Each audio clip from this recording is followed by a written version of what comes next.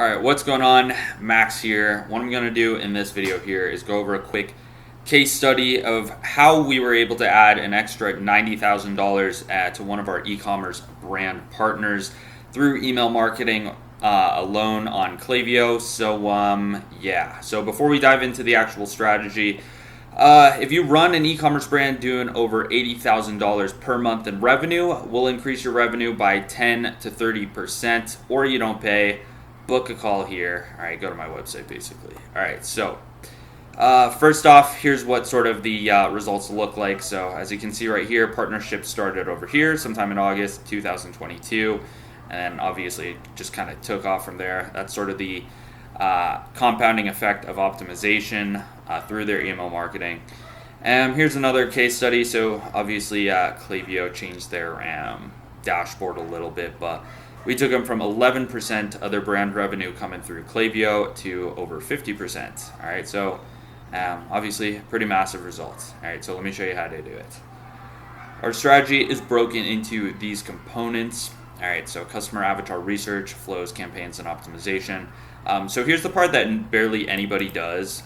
So it's a very sort of very easy competitive edge to have over your customers, because I mean, really what you're doing is you're competing for attention in your customers' or subscribers' inbox. So if your content resonates more with your subscribers, then obviously you're going to steamroll your competitors in terms of the email marketing revenue. All right, so they're going to choose to buy from you if they're scrolling through their inbox, all right, over your competitors. So this is going to be important. Flows, campaigns, optimization, obviously those are important as well. So customer avatar research. So this phase consists of X steps. Why did I do that? 1, 2, 3, 4, 5. So 5 steps. All right, so number 1, client fills out the customer demographics intake form. From there, we basically just research 5 to 10 of that brand's high-value customers. All right, so people who have purchased 3x or more over the course of their lifetime, and then we research them on social media. All right, from there, we read customer reviews on the brand website and Amazon, basically try to figure out what these people actually care about. All right, so from there, you can just like focus on what they actually care about in your headlines, in your subject lines, and in the actual content. And then during this phase, you want to write a quick summary of your customer avatar based on the above 3 steps in a Google Doc. All right, now this is important. I wouldn't recommend skipping this, even though it seems like, oh, like this just seems like busy work. Like it's actually not. Like you're actually going to refer to this doc when coming up with new campaigns or, you know, cross sells, upsells, all that good stuff, right? All right, so you want to write 3 to 5 hooks, which are basically marketing angles, and then you're going to test that out in your welcome email. All right. Writing hooks, so basically write them based on the customer avatar you wrote out.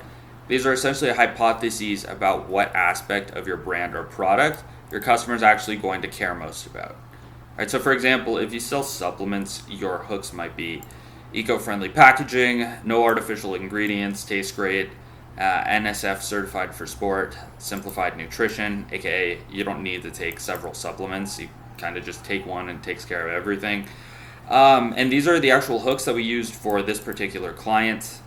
And essentially what you want to do is focus on the hook that's most relevant. That'll get your new subscriber to be like, wow, you know, like that's actually what I'm looking for, you know.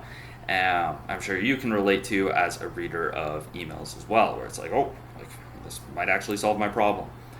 All right, the winning hook then becomes our headline on our emails.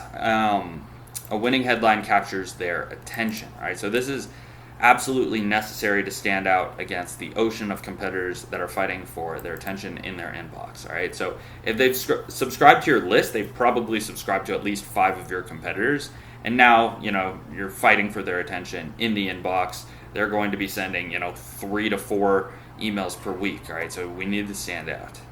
All right, so we want to capture their attention right away so that they keep reading. If they keep reading, we're going to have more opportunities to convince them that ours is the perfect brand for them. All right, and once they buy from you and have a good experience, then you're pretty much good, and they're going to keep buying from you for the rest of their life cycle.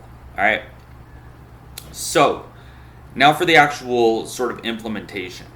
All right, so first we set up all the core flows. It's important to set up the highest revenue generating flows first. All right, so here they are. Set up your abandoned checkout, browse abandonment, welcome flow, and post purchase. Most people have their abandoned checkout, but it's actually in their Klaviyo. It's usually called abandoned cart, even though it's an abandoned checkout. And most people have a welcome flow, or at least a couple emails in their welcome flow. They might not be optimized, but they got something, right? So we paid special attention to set up the welcome flow correctly because it's generally the most important. This is your first touch point with all new subscribers, right? So you want to make sure that you're converting as many people as possible into new customers, right? And there's a certain amount of people who, if they don't buy right away, they're probably going to churn. So you want to maximize the amount of people who convert. All right, so their old welcome flow is too short and the emails were too heavily sales based. Ideally, the new welcome flow, and what I mean by this being too short is there weren't enough emails in the welcome flow. So they had maybe like 3 to 4. Ideally, you want 5 to 7, but it does depend on the brand a little bit. Ideally, the welcome flow should consist of a good balance of sales-based emails and content-based emails. You don't want to just be spamming, sales at them. It's like, remember to use your discount. Like, you can do that, but you need to mix in some content-based emails so that they actually get value from opening, all right? So that's the idea. You want to train them to open your stuff whenever they see your email in the inbox. Then they're sort of conditioned to open it because it's like, I always get something out of it, right? The idea is to indoctrinate all new subscribers into the brand and convert those who are ready to become customers and prime the rest who don't convert to become customers in the future through content. All right, so here are some of the content angles that we used. All right, brand story, that one's pretty obvious. Reviews, all right, that's social proof. It's a very effective way to sell them indirectly without coming off as annoying. How the products are made, all right, especially relevant for supplement brands.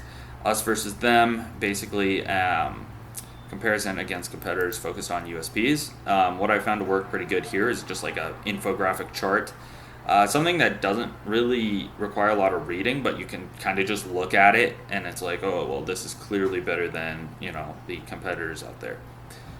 And then message from the founder, this one's good too. All right, here's a comparison of their old welcome email 1 versus the new one we replaced it with. So take a look at this. So here was their old one. Even just looking at it, doesn't look too great. I remember when I first got into their accounts, I'm like, okay, we definitely need to revamp this. Now look at their new one, and I grayed out their name for confidentiality purposes, but basically it looks a lot better, captures their attention right away. The call to action and the offer stands out, and it's above the fold, meaning on mobile they don't need to scroll to see the offer and the call to action button. So the vast majority of people aren't going to be scrolling down on your email. All right, they're too ADHD, and essentially what they're going to do, either your email grabs their attention and they click and they become a customer, or they don't and then they go and subscribe to your competitor, right? And then you give them a little bit of a body copy here for the people that need it, because some people will read it, although most people won't. Basically tell them about your brand, separate yourself from the competitors, but don't make it too long. As you can see right here, it's quite short.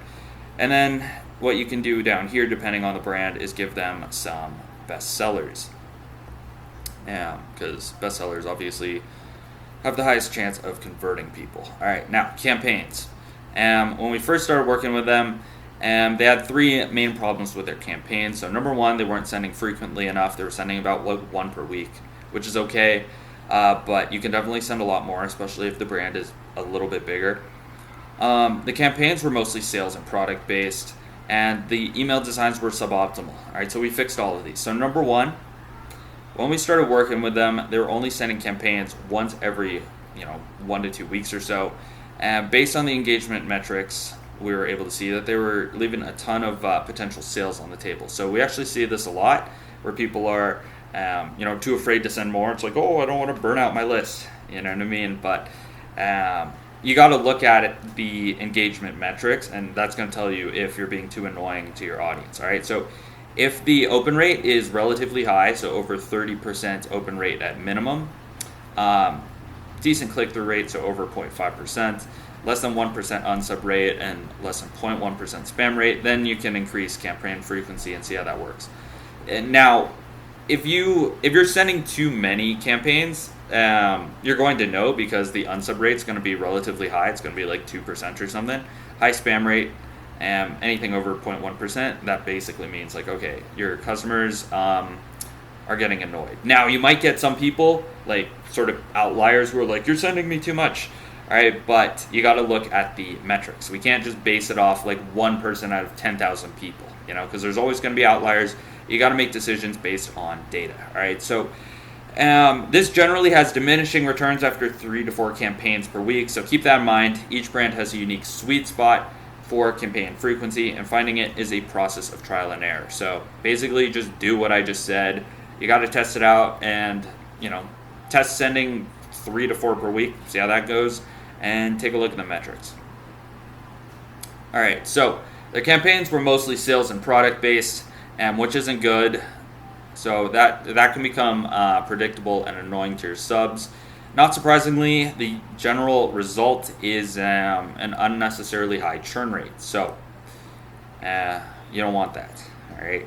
Ideally, you want to be sending 68 to 80% value/content based campaigns, and 20 to 40% sales based. All right, this is going to depend on the brand a little bit too, but the general idea is you want to be sending more value and content based campaigns than sales based. All right, too much sales based and it becomes annoying, and you're actually going to get less sales in the long run. Value/content based campaign is any campaign that offers more value to the reader than it asks for in return. All right, so most of these will offer value in the form of education, solving certain problems, education about the products, things like ingredients, how the products are made, social proof, so reviews or testimonials, entertainment, sharing interesting or inspirational stories.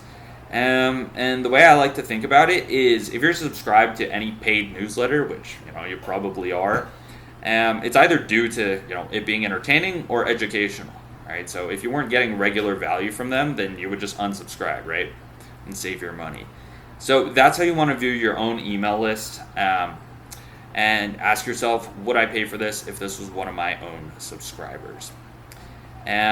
So you need to think a little bit differently in terms of like e-commerce products, but the whole reason that people are buying the product is to solve a certain problem, right? So there might be a little bit of an indirect way of going about it depending on what industry you're in, but that's generally how you want to think about it. So for this brand, we started sending 3 to 4 campaigns per week and eventually determined that 3 campaigns per week was the brand's sweet spot. So now we're just sending 3 to 4 per week unless it's like Black Friday, Cyber Monday week. We started sending value-based campaigns, and over the course of a few weeks started to see an increase in engagement metrics. All right, so that's how you know that it's working. Email designs were suboptimal. All right, so their emails were originally being designed by their in-house marketing team of 2 who are responsible for many other channels. So it's actually very understandable that their designs were subpar. All right, so ideally what you want to do is have people who just design emails all day. Then the emails are going to look really good. All right, and this has a lot of side benefits too. And it's going to increase conversion rate. It's going to increase sort of the perception of your brand. So you're going to be able to, have people who are willing to spend more money with you, which actually this brand did. They actually increased their prices due to inflation, but now people are okay with buying from them, whereas their competitors aren't doing so well. All right, and the whole reason is because of the brand perception. It's very premium. All right, so this is a very simple problem to solve, simply because we only hire A+ graphic designers whose sole job is designing emails all day. Basically everything that I just said. So take a look at this. This is what they were sending before, which is basically, like it looks like it's made in Microsoft Paint. And it doesn't look that great, right? And here's what we're sending now. It looks a lot better, it looks a lot more on brand, and it just sort of gives you that perception like, okay, like this is actually made by a team of professionals. And we actually get feedback from the customer service team that, different subscribers are saying that they think this brand is bigger than it actually is. Like the team is relatively small, it's like under 10 people, but they think that it's like a huge brand. And they think that because the emails are just coming across as like super high quality or whatever, which is cool. Obviously that's the idea. That's what we want. So here are the stats on each campaign. So this is this campaign. Take a look. Open rate, it's not bad, but click rate, but look at the placed orders. All right, look at the revenue.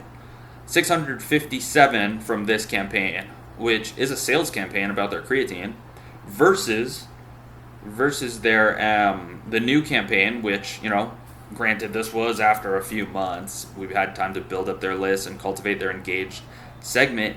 But look at the difference in revenue here. Like, it's kind of crazy. All right. So there's several factors that went into this improvement that you see here. Primary factors take place over a longer period of time. Consistently sending high quality, valuable content. This is going to increase your engaged segment. All right, so they actually had a pretty big list, but not a lot of them are engaged.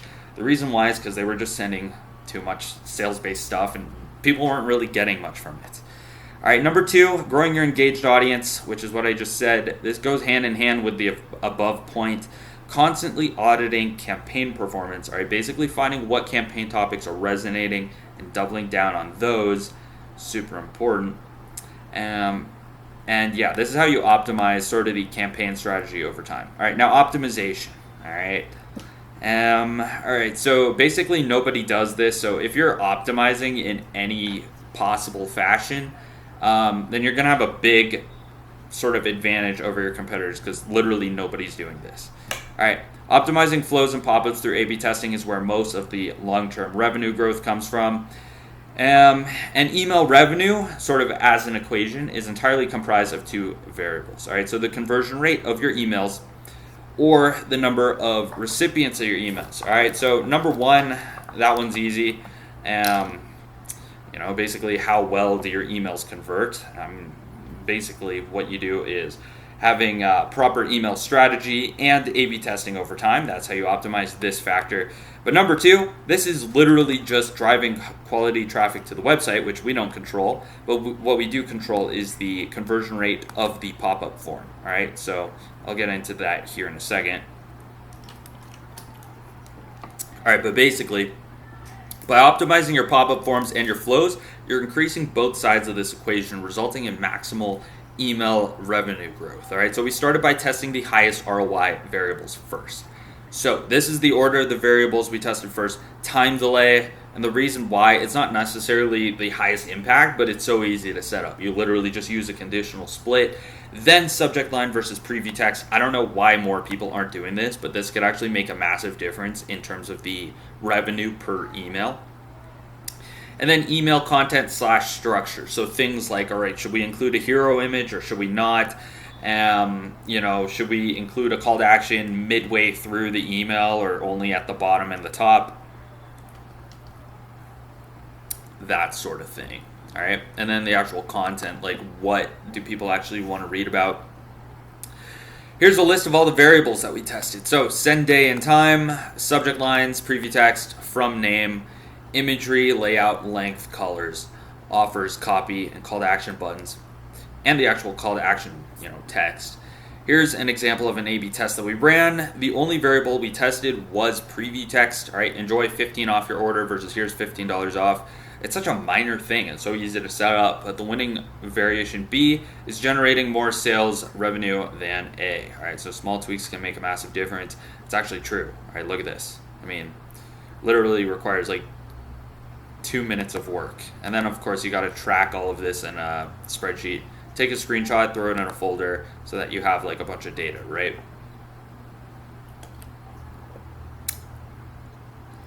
All right, so the idea is to stack as many wins like this as possible, and over time you'll see a massive increase in the conversion rate of your flows and list growth rate from when you first started, which is literally what we see here at the top. That's literally what it is. There's no magic pill. Besides sort of the tactics that I'm giving you here, it's literally just conversion over time. All right, and then testing out new things. Look at this. That's free money. All right. So, anyways, all right, where were we? Conclusion. So that's the overall strategy that we use to increase this e-commerce brand's monthly email revenue by $89,000 per month. Which, yeah. It all comes down to implementing these 4 phases of the strategy: customer avatar research, flows, campaigns, and optimization. These results can be replicated for any e-commerce brand. All right, so there's going to be small differences between brands as each brand is somewhat unique, but overall, the process to achieving these results is always the same. So if you're interested in having us implement this strategy for you and want to guarantee 10 to 30% in email revenue, you can book a time with me here, or you could go to my website, take a look here at the top of the page. But yeah, there's a lot of money to be made in email marketing. So let me know if you have any help. We actually do free audits, so I'll audit your guys' account. So let me know. Other than that, thanks so much for watching the video, and yeah, have a great rest of your day. Bye.